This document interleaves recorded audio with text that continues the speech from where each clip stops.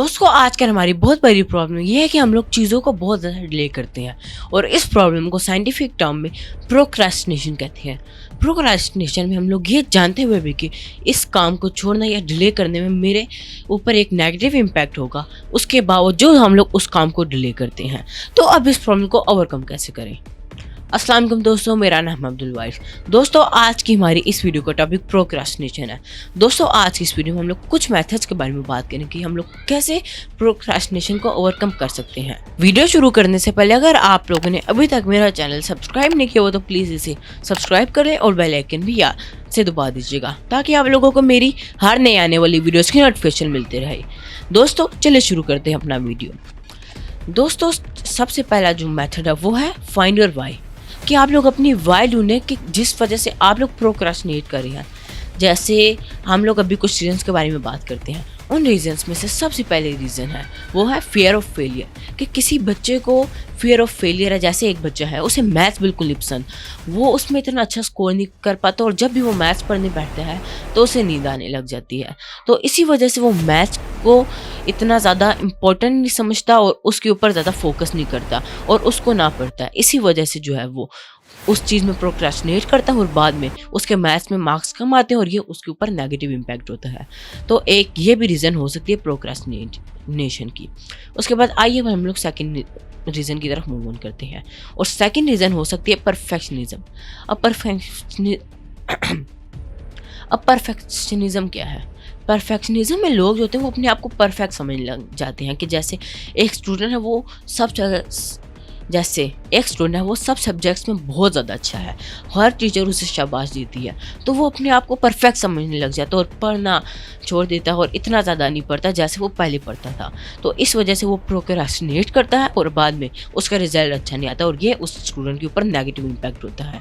तो ये भी एक प्रोक्रेस्टिनेशन की रीज़न हो सकती है।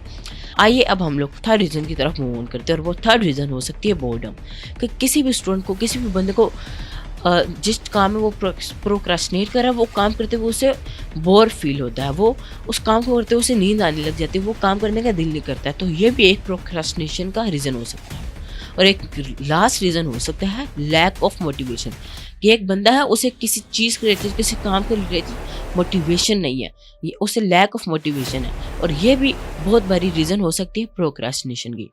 आइए अब हम लोग सेकेंड मेथड की तरफ मूव ऑन करते हैं और वो सेकंड मेथड है set clear goals and prioritise task. Goals जो होते हैं वो लाइफ का बहुत ज़्यादा इंपॉर्टेंट पार्ट होते हैं। जिस बंदे का लाइफ का कोई गोल नहीं होता उसके लाइफ का कोई मकसद ही नहीं होता। जैसे एक बंदा है उसने 2023 में अपना कोई गोल नहीं रखा, कोई रेजोल्यूशन रखी, उसने अपना पूरा 2023 वेस्ट कर दिया, लेकिन 2023 के एंड में और 2024 के स्टार्ट में उसे बहुत ज़्यादा रिग्रेट होता है, उसे बहुत ज़्यादा बैड फील होता है कि मैंने अपना पूरा एक साल वेस्ट कर लिया है। तो वो जो है 2024 में एक अपना गोल रख देते, एक अपनी रेजोल्यूशन रख देता है। तो 2024 में उसने अपना कोई गोल नहीं रखा था, इसलिए उसके पास कोई रीज़न नहीं थी काम करने का, तो इस वजह से वो प्रोक्रेस्टिनेट करता। लेकिन अब 2024 में उसने अपना एक क्लियर गोल रख दिया है, तो इस वजह से अब वो जो है वो प्रोक्रेस्टिनेट नहीं करेगा। आइए अब हम लोग प्रायोरिटाइज टास्क के बारे में बात करते हैं। दोस्तों टास्क को प्रायोरिटाइज करना बहुत ज़्यादा इंपॉर्टेंट होता है। अक्सर हम लोग ये करते हैं कि हम लोग उन कामों को पहले कर देते हैं जिनकी इतनी ज़्यादा इंपॉर्टेंस नहीं होती, और उन कामों को पहले करने के चक्कर में जो ज़्यादा इंपॉर्टेंट काम होते हैं वो हमारे रह जाते हैं और बाद में हमें रिग्रेट होता है। तो हमें अपने टास्क को, अपने कामों को उनकी इम्पोर्टेंस के हिसाब से जो है वो प्रायोरिटाइज करना होता है। आइए अब हम लोग थर्ड स्टेप की तरफ मूव ऑन करते हैं। तो वो थर्ड स्टेप है break task into smaller steps, कि हम लोग बड़े बड़े टास्क को, बड़े बड़े प्रॉब्लम्स को छोटे छोटे टास्क और में डिवाइड कर ले। जैसे आप लोग इमेजिन करें कि एक बंदा है वो बहुत ज़्यादा टीवी देखता था 2023 में, लेकिन उसने 2024 में अपने ये रेजोल्यूशन रख लिया, अपने ये गोल रख लिया है कि मैं 2023 में टीवी छोड़ दूंगा या बहुत कम देखूंगा। तो क्या वो एक साथ ये एक ही दफ़ा अपनी ये हैबिट छोड़ सकता है? नहीं, क्योंकि किसी भी हैबिट को और अपने किसी भी आदत को अचानक से छोड़ना इतना आसान नहीं होता है।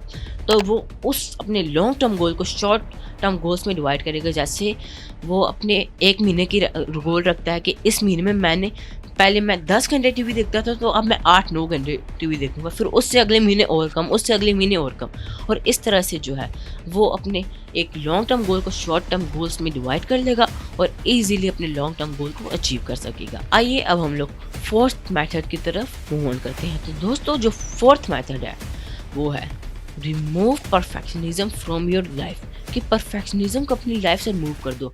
देखिए इस दुनिया में कोई भी बंदा परफेक्ट नहीं होता, हर बंदे में कोई ना कोई कमी या खामी ज़रूर होती है।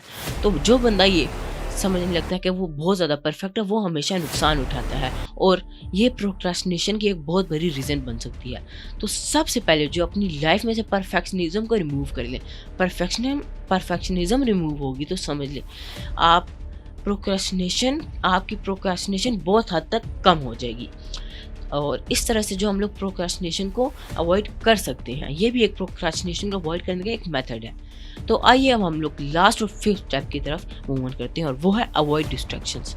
डिस्ट्रैक्शन हमारे प्रोक्रास्टिनेशन में बहुत ज़्यादा बड़ा रोल प्ले करती है। अक्सर ये होता है कि हम लोग कोई भी काम कर रहे होते हैं, पढ़ रहे होते हैं, तो हम लोग अचानक से मोबाइल उठा लेते हैं और हमारी जो 5 मिनट की ब्रेक होती है वो 2 घंटे में कब तब्दील हो जाती है हमें पता ही नहीं चलता। और इस तरह से जो हम लोग बहुत ज़्यादा टाइम वेस्ट करते हैं और हम लोग प्रोक्रास्टिनेट करते हैं। तो डिस्ट्रैक्शंस को सबसे पहले अवॉइड करें। जब डिस्ट्रैक्शंस अवॉइड हो जाएंगी तो हम लोग हमारी प्रोक्रास्टिनेशन बहुत ज़्यादा कम हो जाएगी। दोस्तों मैं उम्मीद करता हूँ कि मेरी आज की वीडियो आप लोगों के लिए यूज़फुल होगी। अगर आप लोगों को मेरी ये वीडियो अच्छी लगी तो प्लीज़ इसे लाइक करें, इसे अपनी फैमिली मेम्बर्स के साथ शेयर करें और अगर आप लोगों ने अभी तक मेरा चैनल सब्सक्राइब नहीं किया हो तो प्लीज़ इसे सब्सक्राइब करें और बेल आइकन भी यहाँ से दबा दीजिएगा ताकि आप लोगों को मेरी हर नई आने वाली वीडियो से नोटिफिकेशन मिलती रहे। आप लोगों से अगली दफ़ा मिलूंगा एक नई वीडियो या एक नए टॉपिक के साथ। तब तक के लिए अल्लाह हाफिज़।